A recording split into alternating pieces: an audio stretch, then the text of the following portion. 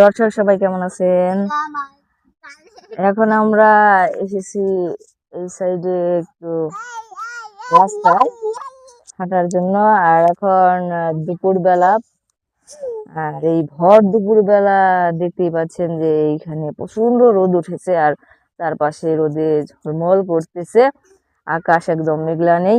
তো আমার ভাগ্নিকে নিয়ে এসেছি, তো ও আসলো গরম বাড়িতে, যে কারণে এইখানে আসা। তো ও দেখতে পাচ্ছেন যে ছাতা নিয়ে চলে এসেছে মাতবরের মতো। তো এই যে সুন্দরী বরিশাল, তুমি কেন এসেছো এখানে? এইখানে কেন এসেছো? কি দেখতে এসেছো? হ্যাঁ, কি আছে? শিয়াল আছে? শিয়াল কিভাবে ডাকে? শিয়াল আছে?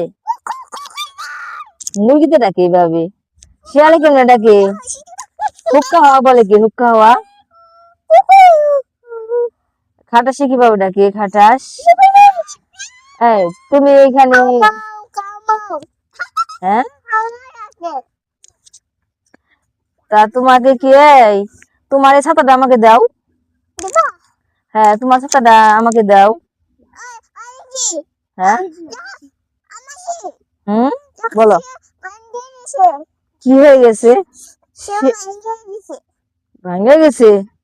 কি ভেঙে গেছে? শিয়াল? শিয়াল মারা গেছে কোথায়?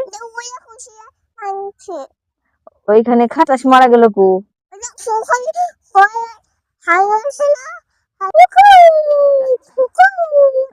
হ্যাঁ দর্শক, এইখানে একটি শিয়াল মারা গেছে, তো সেই শিয়াল দেখার জন্য আমরা এইখানে এসেছি। আর ও বলেছে এখানে শিয়াল নাকি মারা গেছে, তার জন্য আর কি আসলাম এইখানে। তো এখন আমাদের বাড়ির পাশে অনেক শিয়াল আছে, খাটাস আছে, যেগুলো আসলে দিনের বেলায় দেখা যায় না, কিন্তু সন্ধ্যার পরে শিয়ালে অনেক ডাকাডাকি পারে, তাই না? ডাকাডাকি পারে না? হুক্কা হওয়া করে ডাকে, তাই না? আর এখন আমরা এই দুপুরবেলা চলে এসেছি রাস্তার পাশে, আর এই যে দেখাচ্ছি গাছে আরেকজন উঠে বসে আছে।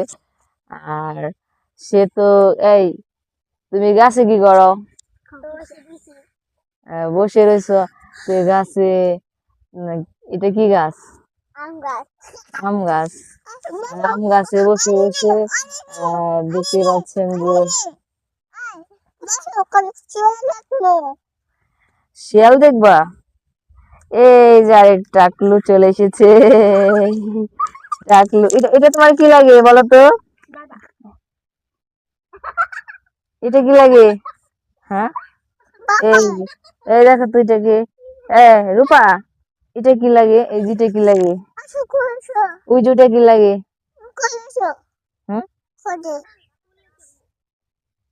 এই যে আমাদের দলবল সবাই মিলে এই যে যার মতো করে এই যে দৌড়াদৌড়ি করতেছে। এখন দুপুরবেলা বাহিরে আসলাম আর রাস্তায়, আর বাড়িতে অনেক গরম, আর এই গরমে আসলে থাকা যাচ্ছিল না, তো যে কারণে আমাদের এখানে অনেকেই ধান সিদ্ধ করতেছে। আমাদের এখানে আসলে অনেক কাজ, এখন ঈদের সময়ও মানুষ অনেক কাজ, ছুটিতে অনেক কাজ। এই যে কি ব্যাপার, এখানে কি করো? গাছে? গাছে কি? তুমি গাছে কি করো? এটা কি গাছ? ডুমুর গাছ? ডুমুর গাছে কি? ডুম এই তুমি ডুমুল দিয়ে কি করবা? হ্যাঁ, ডুমুল দিয়ে খেলা করবো। ডুমুল গাছে তো, এই গাছে দর্শক দেখেন, এটা আমাদের ডুমুল গাছ, আর এইখানে আমার ভাগিনা গাছে উঠে গেছে। আসলে গাছ দেখলেও গাছে উঠতে চায়, উঠে যায়। আর বিশেষ করে এই গাছটা অনেক বড়, যতটা ছোট মনে হয় আসলে ততটা ছোট না। তো আমার এই গাছটা দেখে আমার ছোটবেলার বেশ কিছু কথা মনে পড়ে যায়। এইখানে তখন একটা গর্ত দেখতে পাচ্ছেন, এই গর্তের এখানে ডাল ছিল। তো আমি ছোটবেলায়, ছোটবেলায় বলতে কয়েক বছর আগে ওই গাছে উঠে দুপুর বেলা কি বিকেল বেলা বসে বসে বাতাস হাওয়া লাগাতাম। আর এটা হচ্ছে আমাদের বিল্ডিং। আর এইখানে এখন অনেকটা, তখন আরো নিচু ছিল, এখন অনেকটা উঁচু হয়ে গেছে। আর উঁচু হওয়ার কারণে এখন তো নিচু, তাছাড়া সেজন্য অনেকে উঠতে পারে, আর আগে এত উঠতে পারতো না। আর একটা জিনিস ভালো করে দেখাচ্ছি, আমাদের গ্রাম বাংলার যে সুন্দর একটা জিনিস, সেটা হচ্ছে কাকতাড়ুয়া। এই দেখুন কত সুন্দর আমাদের কাকতাড়ুয়া। দর্শক দেখেন, আমাদের জমিতে আমরা এই কাকতাড়ুয়া লাগিয়েছিলাম। তো এখন ফসল উঠে ফেলেছি, যে কারণে এই কাকতাড়ুয়া গুলো আবার রেখে দেওয়া হয়েছে। এই সুজুতি, এখানে কাকতাড়ুয়া কেন রেখে দেওয়া হয়েছে? পরে আবার জমিতে লাগাবে পাখির জন্য। এই কাকতাড়ুয়া দিয়ে কি করে? পাখি পাখি আসলে পাখি খেয়ে এগুলো মানুষের মতো দেখতে হয়, তার জন্য পাখি জন্যই আসে না। আচ্ছা, এই কাকতাড়ুয়া গুলো আপনারা অনেকে জানেন যে এগুলো পাখি তাড়ানোর জন্য কাকতাড়ুয়া গুলো জমিতে লাগানো হয়। আর আমরাও সেজন্য কাকতাড়ুয়া জমিতে লাগাই। আর দেখাচ্ছি, ভালো করে দেখেন, এগুলো হচ্ছে কি দিয়ে তৈরি করছে? বাঁশ দিয়ে আর পুরানো জামা কাপড় দিয়ে। এই দেখেন, এটা বাঁশ দিয়ে।